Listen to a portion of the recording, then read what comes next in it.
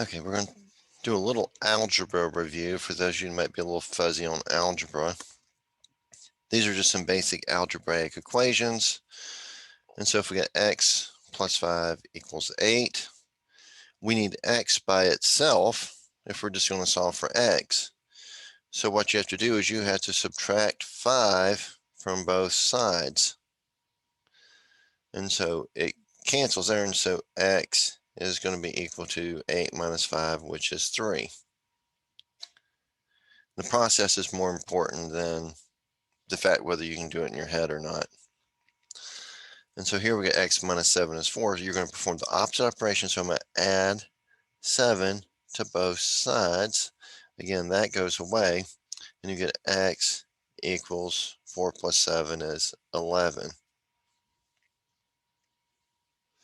Now here's some with multiplication and division in it.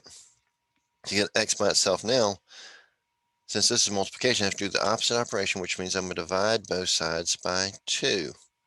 The 2's are going to cancel. X is equal to 4 divided by 2, which is 2. So we got x divided by 4 is 8, so that means I'm going to have to multiply both sides by 4. So then the 4's cancel, so x is equal to 8 times 4, which is 32. Now these have mixed operations, so you get to do two things. So we're going to do it in the reverse of the order of operations. So since multiplication, division, and then addition, subtraction. So we're going to do the addition, subtraction first. So then 3x is equal to 20 minus 5 is 15. Then you're going to divide both sides by 3. The 3's cancel, and x is equal to 5. Lastly, we got 4x minus 10 equals 30. So we're going to add 10 to both sides. This equals 30. Add 10 to both sides. That's going to go away, so we're going to have 4x equals 40. And then to get rid of the 4, we're going to divide both sides by 4. X equals 10. And so that is some basic ones. Now, more oftentimes in chemistry, however, you've got ones where you got to plug numbers in to solve. So in this case, these are actually some formulas we'll use throughout the semester. For the purposes of this, we're talking about algebra, and so I'm not going to focus on the units. We'll focus on that when we get to the material. But you need to be able to solve for the one you don't know. So here it's m. So to get m by itself, I'm going to have to multiply both sides by v. And so the v's cancel over here. And so m is going to equal the density times the volume.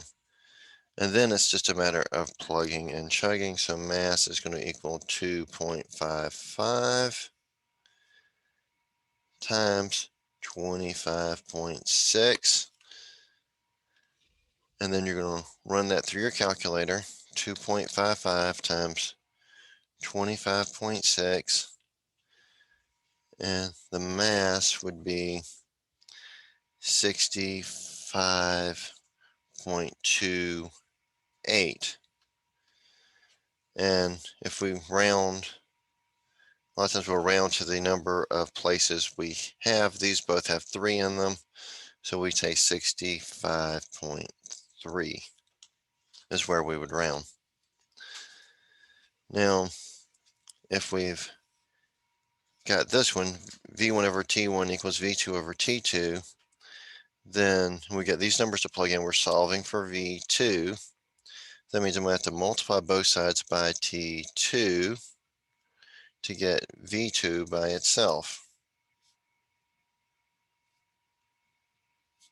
So the T2's cancel. So V2 equals V1 over T1 times T2.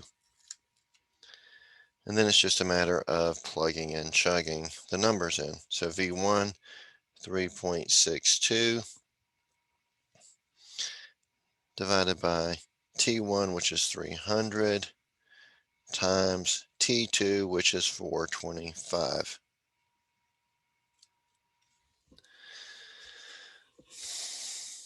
So then you're going to run that through 3.62 times 425 divided by 300. You get 5 point, we're going to round to 2 decimal places, so 5.13 we'll call it. Okay, last but certainly not least, we have Q equals mc delta T. Sometimes in chemistry formulas, there's a little triangle like that that's read like the Greek letter delta, and that means how much does that quantity change. For this, we'll just treat that delta T as one variable. Like you have the Q, the M, the delta T, and we're solving for the C. So the C, well, I'm getting ahead of myself, so we're going to divide both sides by M and delta T. We're going to divide this by M and delta T. And so the C is equal to, we cancel those out. And so it's going to be equal to Q divided by M and delta T. And then you just plug the numbers in. So C is equal to 345 divided by the mass, or the M, 125, and the delta T, which is 25. And then you're going to run that through your calculator. 345 divided by 125 and divided by 25. We get 0.110. And that would be your answer.